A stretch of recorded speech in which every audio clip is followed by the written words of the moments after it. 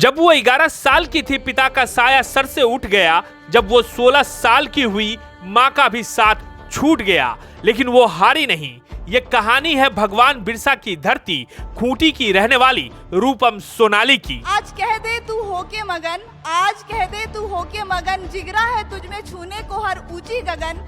आग से तप कर निकली है तू, फौलाद सी बनकर उभरी है तू।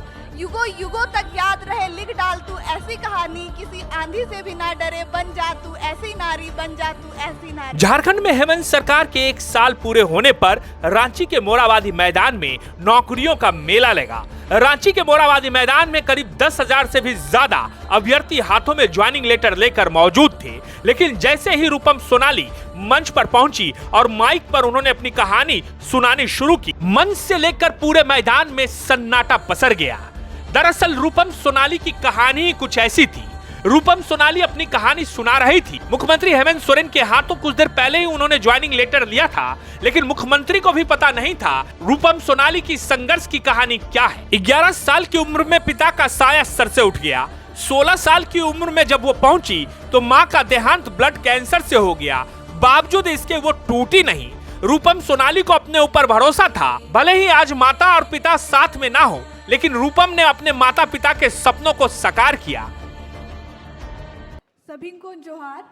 Honourable chief minister sir, Kalpana Soren ma'am और मंच में बैठे सारे रेस्पेक्टेड डेलीगेट्स, मेरा नाम है रूपम सोनाली। मैं धरती आबा भगवान बिरसा मुंडा की जन्मस्थली खूंटी की निवासी हूँ।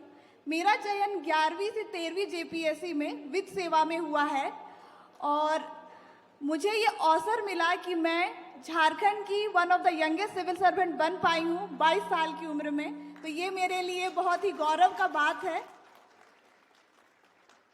मैंने ये सफलता बहुत ही विपरीत परिस्थितियों में हासिल की है, क्योंकि जब मैं बस 11 साल की थी तब मेरे पिताजी का निधन हो गया हार्ट अटैक से, और जब मैं 16 साल की हुई तब मेरी माताजी का भी निधन हो गया ब्लड कैंसर के कारण। तब से लेकर आज तक मैंने अपनी जो फाइनेंशियल असिस्टेंस है वो ट्यूशन पढ़ाकर पूरी की है, और बीते सालों से मुझे काफ़ी हद तक हेल्प मिला मैया सम्मान योजना के द्वारा भी। और मैं तहे दिल से झारखंड सरकार का और खासकर माननीय मुख्यमंत्री श्री हेमंत सोरेन सर का धन्यवाद देना चाहूँगी। इस पूरे एग्ज़ाम को इतने बेहतर तरीके से कराने के लिए, इतने ट्रांसपेरेंसी और पारदर्शिता के साथ कराने के लिए, जिससे मेरे जैसे अनफॉर्चुनेट बच्चे भी जो वो चाहते हैं उसे पाने का जज्बा रख सकते हैं, वो सर ने मेरे थ्रू ये साबित कर दिया है। तो फिर से मैं तहे दिल से सर का धन्यवाद करना चाहूँगी, आभार करना चाहूँगी। और जब मैंने जन्म लिया था तो मेरे घर में ज़्यादा खुशियाँ नहीं मनाई गई थी, क्योंकि हम और मेरी दीदी दोनों लड़कियाँ ही हैं। तो आज मुझे लग रहा है कि मेरा हॉबी पोइट्री राइटिंग है, तो मैं वही 2 शब्द कहना चाहूँगी अपनी ही लिखी हुई पोम से। वो कुछ इस प्रकार है। आज कह दे तू होके मगन, आज कह दे तू होके मगन, जिगरा है तुझमें छूने को हर ऊंची गगन। आग से तप कर निकली है तू, फौलाद सी बनकर उभरी है तू। युगों युगों तक याद रहे लिख डाल तू ऐसी कहानी, किसी आंधी से भी ना डरे बन जा तू ऐसी नारी, बन जा तू ऐसी नारी। और आज मुझे लग रहा है कि मैंने अपनी लिखी हुई कविता की पंक्तियों को सही मायने में साक्षार किया है, और मुझे बहुत ही ज़्यादा अच्छा लग रहा है कि मैं आप सबों के समक्ष आज खड़ी हूँ और बिना किसी कोचिंग के अपने पहले ही अटेम्प्ट में जेपीएससी जैसे कठिन परीक्षा को मैं पास कर पाई हूँ। इसके लिए मैं आप सभी को का बहुत बहुत आभार और धन्यवाद प्रकट करना चाहती हूँ। धन्यवाद।